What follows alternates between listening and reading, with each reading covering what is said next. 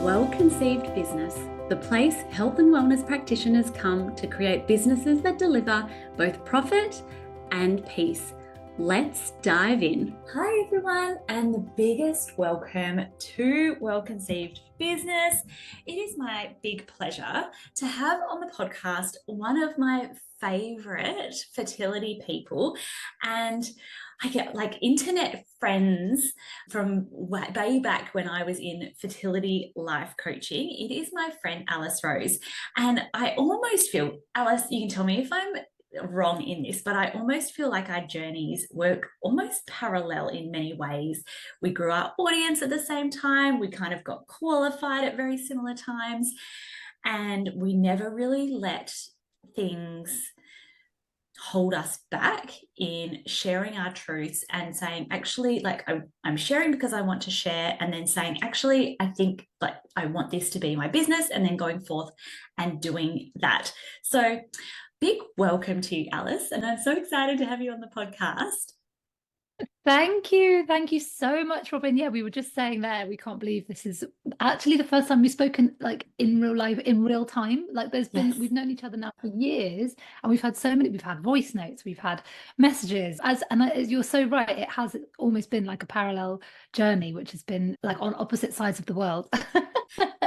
But yes. in a kind of, but like literally like parallel. So yeah, it's an absolute pleasure to be here, and thank you. And I'm so excited to talk about stuff outside of fertility coaching, which is something that I do now, and that feels very liberating. We'll talk about that, I'm sure, in this podcast. And it's interesting because I was just thinking, the girls were in the bath just before, and I was having a think about the way that we've each grown our audiences over time. And obviously, I've now pivoted away from the infertility niche completely, but we haven't. So I know that, I've very much lent into like, these are the hashtags, this is what's working now, this is this part of Instagram, etc. I went heavy into my podcast.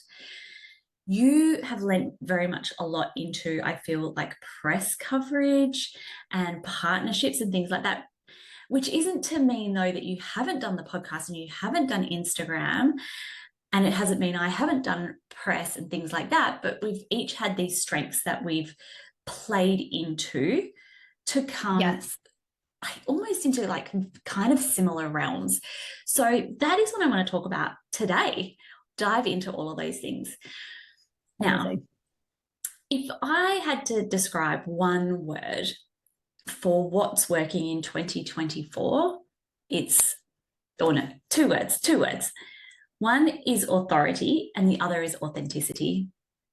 Yes. With the rise of AI, with just all these 5-second reels, and I love a good 5-second reel. I'm like, if people are calling back into that human connection, especially because we're on this hangover of whatever's happened in the last whatever many years, we want human connection more than anything. Totally agree. Yeah. And I feel that that's been a cornerstone of your strategy on social media. Can you speak to us a little bit? Well, actually, before we speak to that, can you tell us a little bit about what you were doing before you became, so you're not technically a life coach, you're a transformational coach, but before you were a transformational coach, back in your corporate days, talk to me about what you did. So I never really think of myself even as having corporate days, because I've always been a bit left field, I suppose, in terms of my kind of career choices. I started out wanting to be a performer. I went to drama school, I was an actor, and I kind of bummed around London doing really weird jobs to kind of make up the amount that I needed to make to pay my rent. And I really did do some strange jobs. I worked at the London Dungeons for a summer. I was, would hand out flyers for various things. I was dressed in like character costumes. I did all sorts of nonsense. And then I started to work alongside my dad, actually, and we had a little production company, and I started to do a bit of production work with him, and that really worked for me because I was a creative at heart, but this gave me something to kind of channel my other skills for, and I was actually, now looking back, I'm a leader. I actually hate being told what to do. And hence, Yes. why I think maybe the universe knew that I wasn't supposed to be an actress because it really didn't work out. And thinking back, I was like, I would have hated being like told what to do all the time and having to be in a certain place, 8 days a week, blah, blah, blah. I wanted to be on the West End. Anyway, so that's what happened. And I started working with my dad, and we started making like radio shows. And so I was doing that, and that was pretty successful. And at the same time, I just started to realize that there was just so much more that I had Mm, to offer, that I wanted to do, completely from the heart and from what I knew, like felt a compulsion to share. Like it really was something that just had to be right. shared somewhere. Yes. So it really was, and I never kind of started that Instagram account meaning for it to turn into my full-time business. That wasn't actually Hmm. my plan. I just wanted to grow an audience so that I could get a book published. That's what I wanted. Really? That was the original reason. Yeah, yeah. So yeah, that was the kind of what I was doing before and how I kind of got into it in a nutshell. So That's the story. would you say that you've ever felt like nervous in front of the camera, or would you feel like you were seasoned? You were like, you know what? I think I was fortunate in lots of ways when I discovered Mm. this platform. I was like, this is literally perfect for me, I was able to share what I wanted to share. I knew I had the skills to do it because I wasn't scared to get in front. It just felt really normal and natural for me from the start. And I think that you were saying there around authenticity, and I think I've never been scared to be myself online, and I never felt scared to kind of open up my camera and talk to camera. It just was something that was easy for me. And I think that human connection you were talking about, I think from the start, that's just something that I loved as well. And I just quite quickly built my audience really through connection and through being absolutely true to what I wanted to share. And that was where it really started. And I feel like some people decide, they feel this compulsion to share as well. And this was, I started only because I wanted to understand what the web developers in my marketing team were telling my marketers to do, which then led somehow to a vegan food blog. Yay, And that's what you started. yeah, and I didn't start off vegan. Like I started off and I had these visions of, I don't even know what I thought. I was like, oh, maybe it was around the time of Devil Wears Prada or something, but I was like, I'm going to publish a what's hot and what's not list on a website. And then it turned into recipes. And the photos are so bad at the start. But I then felt this compulsion to share about my fertility, my IVF journey, and Mhm. pivoted to just sharing, this is what we're going through. And that actually started with me sending a press release anonymously to a publication, and Mm. all went from there. But I can't say I still feel super comfortable in front of the camera. Like I cringe every time I see myself, and I'm sure that there are many other people who also would Oh, feel. definitely. And but at least I've worked in marketing for 20 years. Like I've always had to be getting in front of camera, in doing photo shoot, not necessarily with me in them, but doing photo shoots and that whole kind of public facing, being at events, etc. So I've desensitized to it. How do you have any tips or thoughts or advice on how people can feel less terrified of Yes. just getting in front of the camera and being themselves? 100%. So I think the first thing I also want to say is that while I was comfortable doing that, well, before I actually started the account, I was so scared. Like I was terrified of it, actually. I didn't want to do it. I really didn't. Like I actually, as I said, I actually wrote this book, which still has never seen the light of day, by the way. One day it will.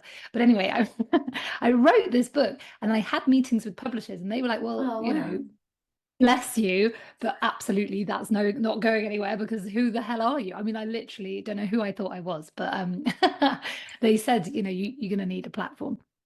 And I just remember sitting on this information for a few weeks thinking, I don't want to, like, I don't want to put myself out there. I don't want to do that. It just sounds really hard work too. I mean, I've written a book. What more do you want? I know. Oh, But I 200,000 mean, followers. Fine. I know. Yeah. So I was so naive. But also it gave me a chance to actually really think about why I was going to, even though I was so scared, why I was going to do it anyway.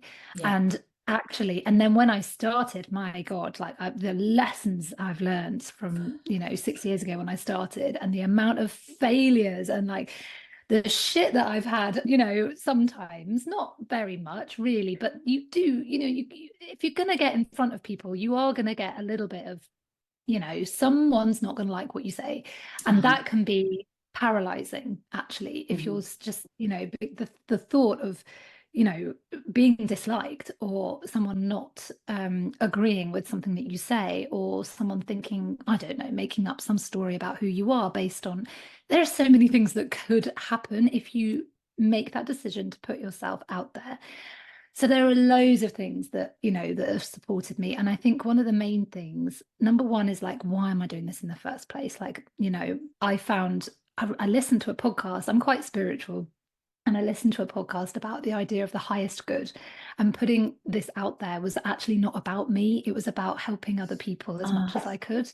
Yeah. And that really supported me and helped me to keep showing up, because I was like, I don't really want to be, I don't want people to, I didn't want to do it, first of all, but then I realized that actually I was kind of had all the skills I needed to share this story, and it was for this highest good. It was going to help people. And so I really hung on to that idea. And then in terms of like just practical tips, it's just like a muscle, Instagram, isn't it? You just kind of have to do it like consistently, so that it sort of, as you said, desensitizes you almost to the fear and the kind of anxiety of whatever might be coming up in your head when you think about going on and you don't want to do it or whatever.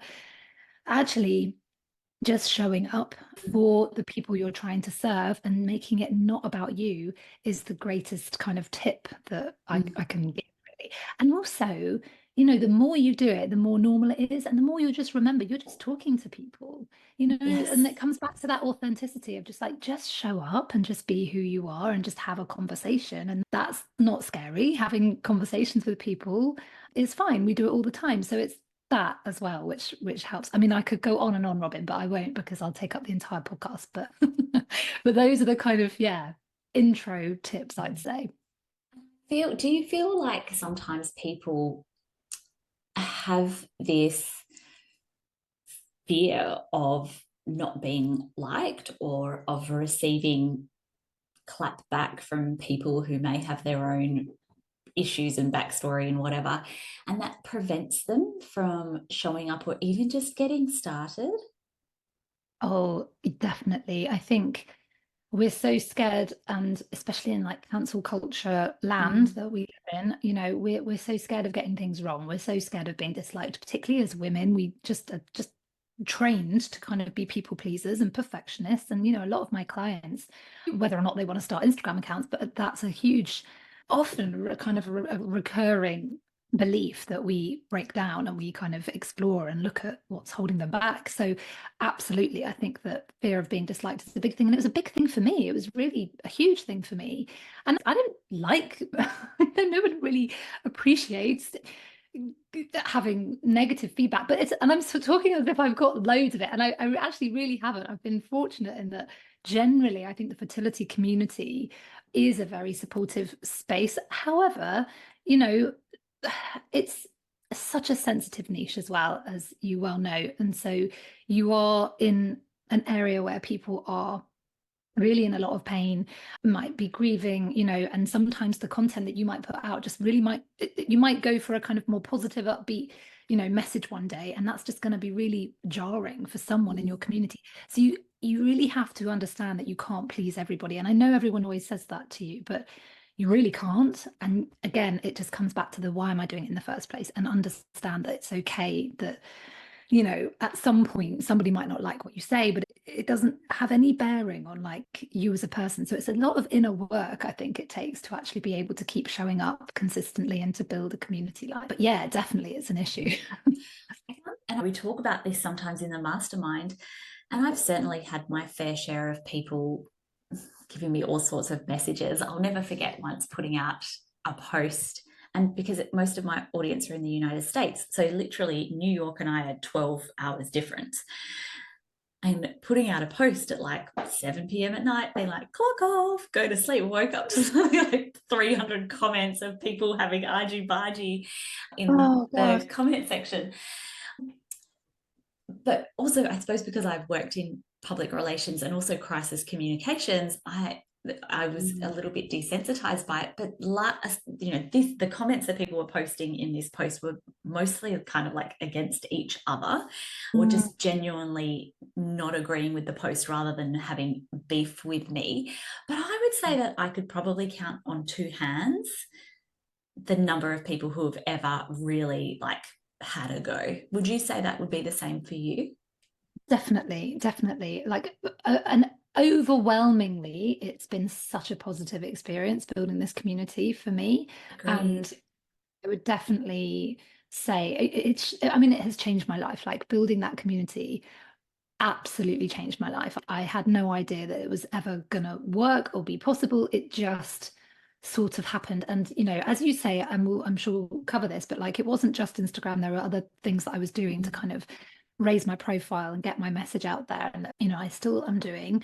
But yeah, so the any negative stuff that comes with it is far outweighed by the incredible opportunities that it affords you when you do go for it and decide this is what I'm going to do. And it's mega, like it's, life-changing. And if you would think like to your whole Instagram account and the reach that you would have achieved through that would be tens of millions.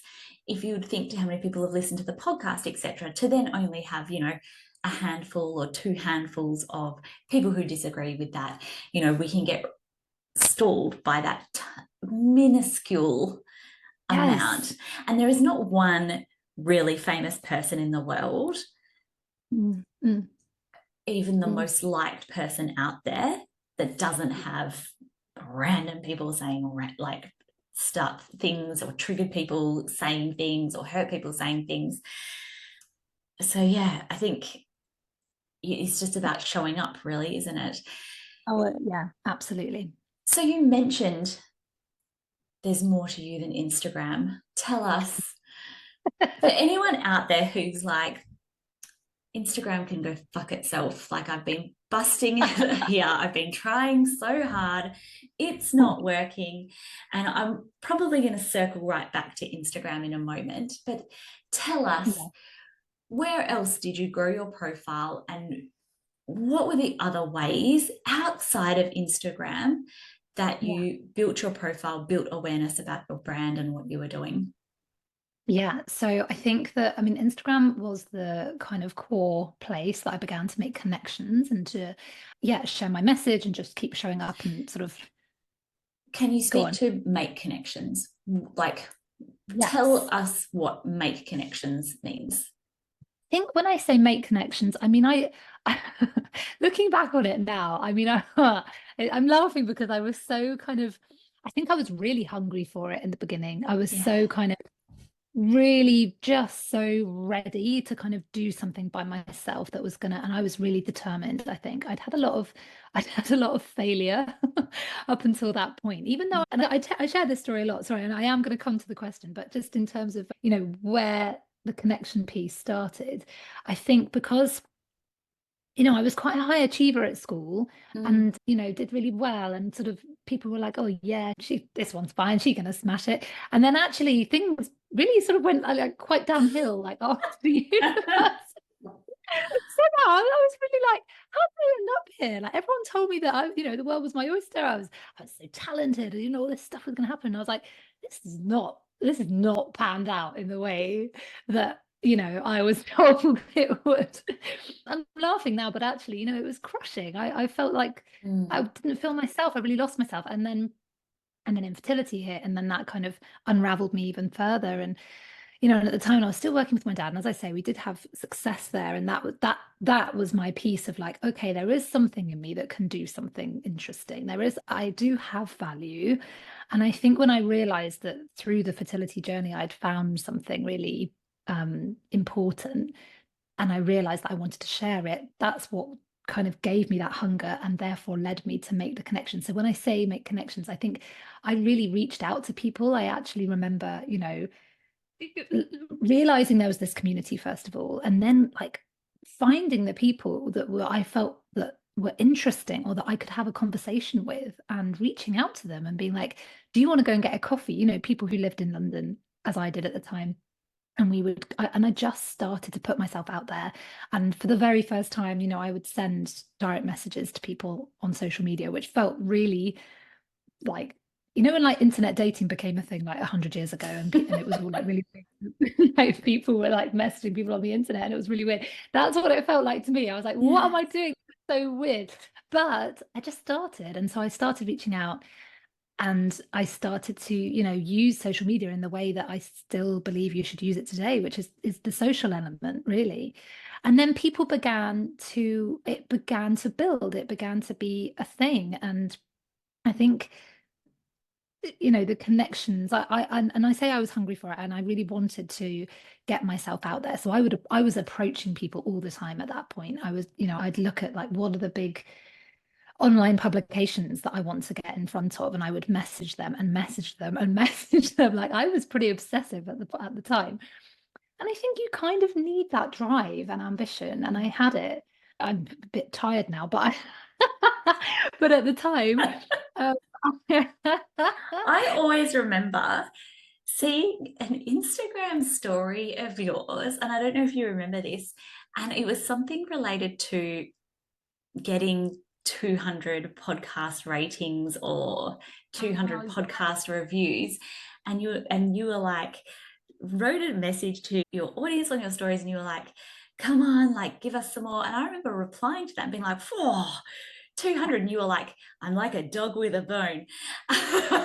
And that's all through what you were just saying. That's what I was like, she's got the drive. I really did, I really did at the time. And it has to be said, like I at that point in my life, I had the space to do that. I was fortunate in that, I was able to put the energy into it. I had my daughter at the time, she was one. But I didn't have more than one child. So I did have the sort of energy to do that. And I went One for is it. very And different to two, which I assume is very different to three. yeah.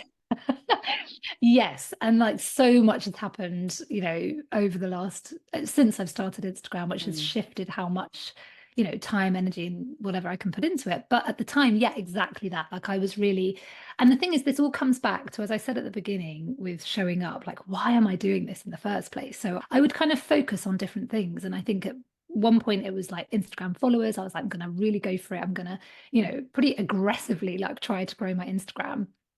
And I say aggressively in that kind of, not in a way that is like, You weren't what do I beating mean people by on that? the head and being like, follow me. No, I was like nice about it. I wasn't like being a dick, but I was like, I'm really passionate about this. Yeah. So I was going for it. And the same with the podcast reviews at the time. When I started the podcast, it was literally just me at my kitchen table, kind of putting it together. And I just went for it. I really went for it, and I really enjoyed it at the time. So yeah, so dog with a bone just comes to mind. But I have, my time and the way I approach things now is definitely different. So that's, if anyone's listening to this being like, I don't have the space and time to be like a dog with a bone, like it's okay. There are other ways that you can do it. I think I would have needed to hear that at some points, that I didn't need to kind of sacrifice my soul to build a community, which is kind of where I was right at the beginning. Yeah. So do you feel like you've, at periods where you've wanted bigger growth and things like that, have you really been the type to lean into trending audios and hashtags and, this is the latest, whatever, that kind of thing? Or have you always marched to the beat of your own drum? Yeah, that's a really good question. So when I was on the real, like, right, let's grow this Instagram account for the first time. I say that for the first time because I'm kind of doing it again now on another one. But at the time, I did listen to like loads of, I sort of trained myself and I Mm. listened to loads of people who were teaching me like how you grow Instagram back in whenever it was, what was working. And I did take that on board and I used information, but I definitely did also march the beat of my own drum. Like I don't think I at the time ever really, definitely never worried about trending audio at the time. And I've created a lot of original content. Like I Mm. really enjoyed it. And I think that's the thing. Like people often say to me, God, it's so exhausting, like having to continue to make content and everything. And I have had moments where I felt like that, but it's always when I'm out of alignment. It's always when I'm not Yes. being true to what I want to share. If I'm just making stuff that I really want to share, it doesn't feel exhausting at all. It feels really exciting and energizing for me to make content and to put it out there and to, have conversations with people and make connections. And yeah, that doesn't feel tiring for me. But it does if I'm just kind of, not making something that I want to make. Mm. So it has to feel like it comes from somewhere. But as they say, content is king, right? Or should be queen. But content, if you're making amazing content, and when I say amazing, it just has to be entertaining, or it has to have some value, or it has to have something that's gonna be Mm. interesting for people to watch. It can't really just be, your run-of-the-mill blah blah blah. There's just too much out there. You do have to be authentic and make something interesting for it, I think, for it to work. I have more to say, but I feel like this is a really long answer. Shall I No, stop? Do you keep want to? going. I'm listening. I'm listening. And I think, okay, so then what's different now is that I've now started this new account. So I started Fertility Life Raft so that I could expand what I do on my main account. And I realized it took me about a year of kind of, internal debate about what to do with these accounts. And I kept making like new ones. I And noticed. then basically had an identity crisis. I was like, I don't know what to do about this. And I've I been kept there. trying yeah. But I sort of needed to go through that, I think, to Mm. figure out what the fluff I was doing. So I've now really happily like made this big decision of like, yes, my main account I spent all that time making and growing is expanding into different things. I'm still kind of figuring that out, but it's definitely expanding. It hasn't grown for like probably a year. In fact, I think it's going backwards. But that's absolutely fine and expected because I understand why that's happening, so it's not a problem. I started the other one, the Fertility Life Raft one, last year. Didn't really do anything with it at all for a good, yeah, I don't know. I've only been running it properly for about 4 months, something like that. And I actually am interested in trending audio. I am interested in kind of, learning about the quickest and simplest ways that I can pretty much train the algorithm now to do what I want it to do. And I am paying attention to that now. And I think I'm doing that more. I'm still making original content and I like to make original content because I feel like it gives what I do more of a voice. It gives it more authenticity. It gives it more Mm. brand awareness, whatever. But yeah, I don't have as much time. I don't have as much headspace. I don't have as much energy as I did 6 years ago Mm. when I started. So for me, actually, using trending audio or using like little hacks that I can learn from people who are teaching me like what's working like right now, what is going to give this reel the most reach, whatever, that's actually a more efficient use of my time, sort of like throwing something out there and hoping that it works. So yeah, that's where I'm at now. So, thinking to everything that you've sort of just said, and yes, we 100% need to put out good content, but I would suggest that I've never started good. The Oh first yeah. food photographs I ever put out were like bad with a couple capital B. My first Instagram caption, I'm pretty sure one of my first Instagram photos was like poorly lit, like half my apron, like that Yeah. bad. And I think putting out good you can only put out good after you've put out bad. Oh my God, 100%. And thank you for saying that, because absolutely, like it doesn't. And when I say like make interesting content, it doesn't have to, like, I am really not like a perfectionist with my content at all, which I'm sure if anyone has ever seen anything I've done, you will see, like, I'm very much, it really isn't perfect. And so when I say like good or interesting, it's really just more like, I guess, original or Mm, authentic. It does not have to be like a shiny, perfect influencer, beautiful mm, situation. Yeah. And you're right. It's just, you know, if you don't put anything out, then nothing's going to happen. If you put yeah. something out, something's going to happen. It's like And you putting just, in the reps. yeah, man, like it's a muscle. You got to just keep showing up. And some stuff, and I remember being so, worried if something didn't get very many likes, or, no one commented on it or whatever. And honestly, I've really come through the other side of that now. I just share. And I actually kind of know like what's gonna get some traction and what isn't. And that's fine. And it all serves a purpose though, because it all builds up, what you're doing. And it all also serves a purpose for you as somebody, as a commitment to yourself. You say you're gonna post however many times a week and you do it, you're showing up for yourself as well as your audience. And that's an important thing, I think, to do. Having said that, I have had times where I just haven't been able to post, or I haven't been able to show up. And that's okay too. Yeah. Yeah. So you've mentioned at the start of this podcast interview, you've failed before. Oh yeah. Do you mind sharing any of your failures with us? I have a Uh, full book of them. so many failures, my God. Oh yeah. Oh, so many times when I've like tried to start something and it didn't really take off.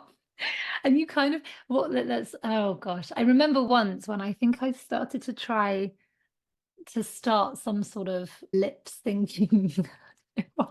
I don't know what I was thinking. But I tried to start some sort of like lip sync competition thing on Instagram for the community. I don't know what I was thinking. But I put it out there and I was like, hey guys, like, why don't we try this now? And literally, like, I think I got like one person, and I was like, oh no, that's not gone well. And then there was something else I remember.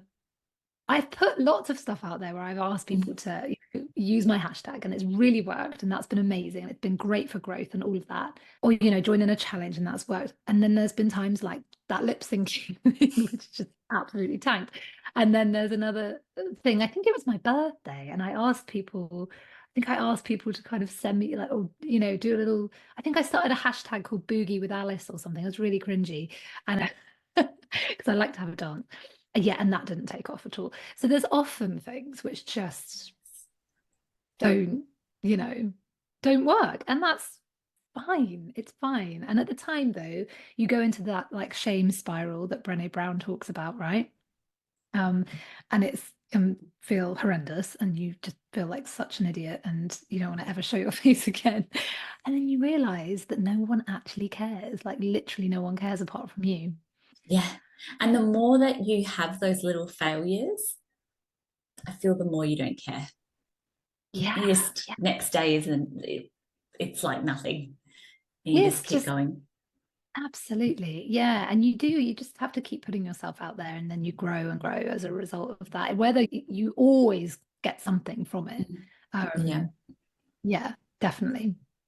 So for anyone out there who is growing an online business in whatever, in teaching people how to do tapestry online or teaching people how to Mhm. lip sync online, whatever it is, for anyone who wants to just get started with a passion and building a community and getting started, what kind of tips and advice do you have, having worked with, I know that you work with a number of people who are like, I've got this thing in, like this little fire inside me and wanting to take that next step.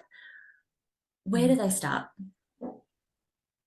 I think you always start with why you want to do it, because if you don't have that in place, then you might burn out quite fast. So it has to, I think you have to be, there has to be enough of a kind of drive for you to want to keep showing up, even if, something might not work out, or, something's received in the way you didn't think it would be, or whatever. Like, that you have to have that why, first of all. And gosh, like, to start, I think it's just about putting yourself out there and trying new stuff as much as you can. I'd also just like, I think with anything new that you do, like if you're learning anything, if you go and learn how to drive, if you're going to learn how to, cook, whatever, learn from people who have done it before. Like, Mm. listen to what people are teaching. There's no point really in wasting time and energy doing stuff when there are so many people out there who are like, hey, I've done this, I can help you. Here's loads of tips and tricks. And you don't have to pay for that information. You can actually just find podcasts, you can read blogs or whatever. Obviously, if you get support in other ways, that is going to massively, speed up your progress. But in terms of just what to do, I just learn from people who've done it before, because it's going to really help you, instead of kind of trying out new things or kind of trying to watch what someone else is doing and like sort of copy what they're doing. It doesn't really work. Like, you need to understand like why they're doing it and where Yes. it's come from. I've had times where someone's literally copied my captions word for word, even to the point where I was talking about my three sisters, and I was like, this is so weird. Like, dude, what are Shut you up. doing? What? Yeah. Yeah, really strange. So yeah, I mean, obviously, I'm sure no one listening to this podcast would do that, but it just is an example of like, Mm. learn it yourself, like whatever you want to do. I'm really repeating myself here, sorry, but yeah, that would be something I would say, and kind of let yourself really get into it, like see it as a little project and see it and keep the lightness about it. Don't take yourself so seriously that, if an Instagram post doesn't work, you internalize it and make a narrative about how you're awful. Like, that's not true. It's just something that you're trying out. So yeah, keeping it light is Yeah. important, I think.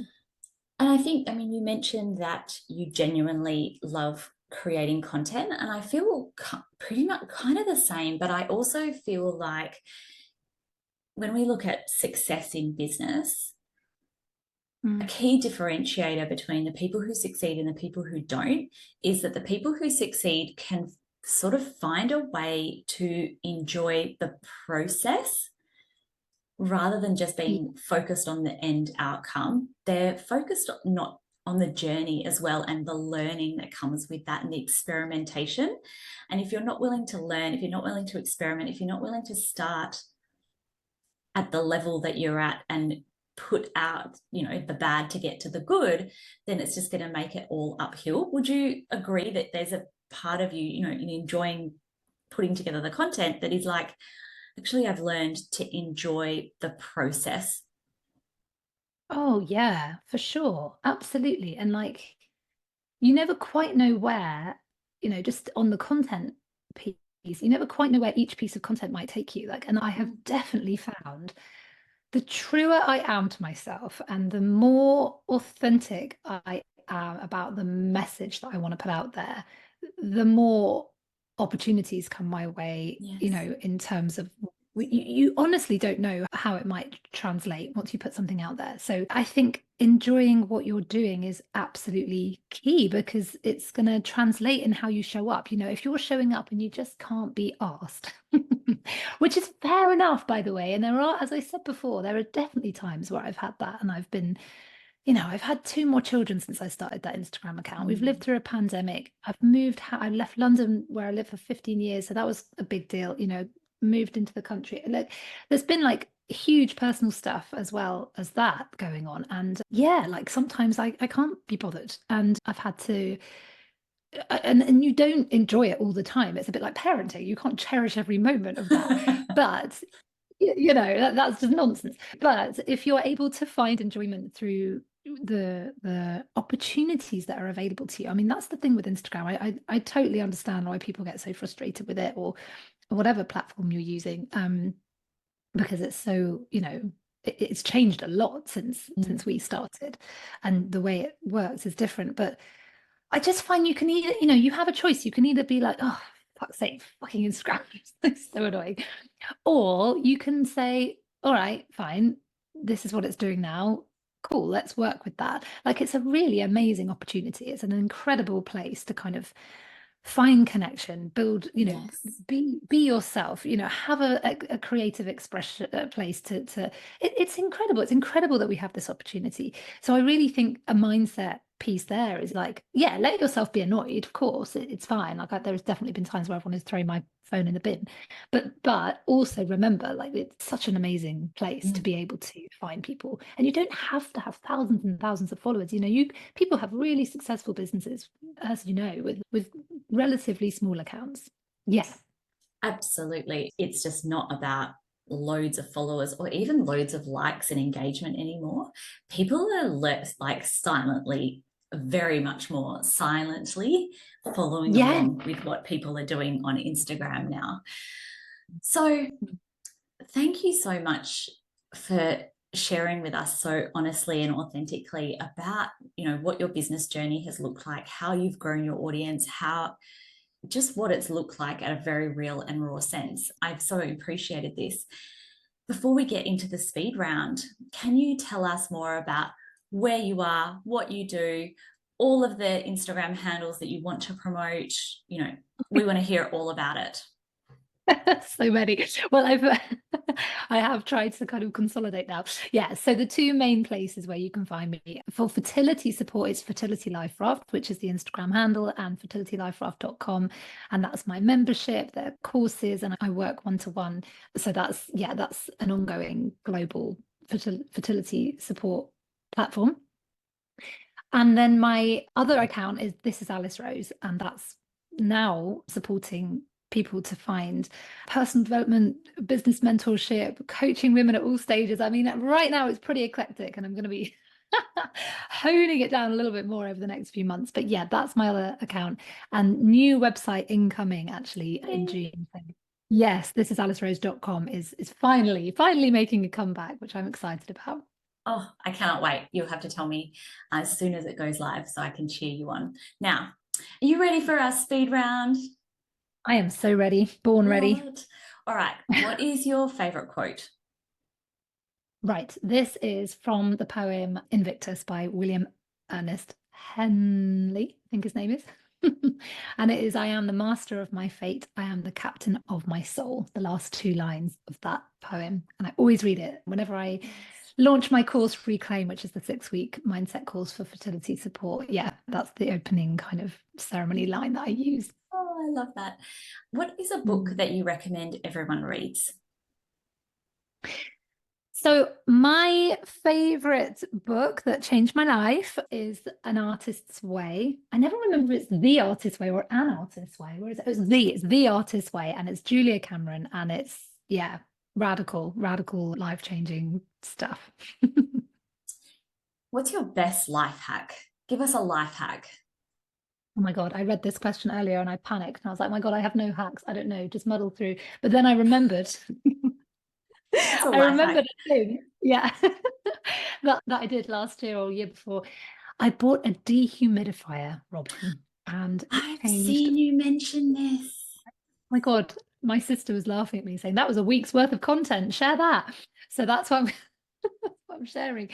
I bought a Yes. dehumidifier because here in the UK, it's really bloody hard to dry your clothes because it's always, a bit damp and cold outside, basically through the winter, especially. But yeah, bought this dehumidifier. It's amazing. Sucks the moisture out of the air, clothes dry. Genius, I life love changing. this. So when I lived in Japan, it used to take like 3 or 4 days. We used to wear, so this was like, I don't know, do you know slouch socks? It's No, I like in don't. the 90s, and we used to wear those like Oh, socks I that know what were you like mean. the full. Anyway, they're still in fashion in Japan. Well, they were 20 years ago, and I think they still are now. So we used to wear these giant slouch socks, and then used to take my host family like 3 or 4 days to wash them. I'd be like, oh, but I need to be like on point for fashion. And then obviously I live in Australia, but our house is a very humid house. So I saw you post that and I was like, I'm so interested in this. Okay, last question is, if you Mm. could scream one message from the rooftops that you wish just every woman in business or aspiring woman in business needs to hear, what would it be? Okay, so I always hear people who are questioning why me? Like, why should I do this? You know, other people are doing it. Why should I do it? That's such a recurring kind of theme and something that I had myself. I was like, this is like, why me? Why me? I should, yeah, blah, blah, blah. And it's that message, which is, again, it's from a really famous quote, and I can't remember what it is, but it's essentially saying like, who are you not to do this? Who are you not to shine your light in the world? Because, you know, you're here right now against all of the odds of the million trillion things that had to happen for you to exist right now in this moment. You got something to share. Genuinely, the world needs to hear it. Like we honestly, we really do. There's enough kind of dreadful stuff happening. You know, what you have got to share is important, and particularly women in business. I am just the biggest champion of anybody putting themselves out there, and that is the message I want to scream from the rooftops. Like, yeah, who are you not to do this? And get out there and do it. I love that. Thank you so much for joining us again today. I'm so pleased we've had this chat. It's been an incredible chat, and I know so many women are going to feel inspired and refreshed after hearing about how you've grown your audience. Thank you so much. It's been so fun. I've loved it. Thank you. Thank you so much for listening to this week's episode of Well Conceived Business. We cannot wait to catch you next week. Bye for now. Well, that's Well Conceived Business for this week, done and on the books. Let's connect at Robin Birkin on Instagram to keep the conversation going.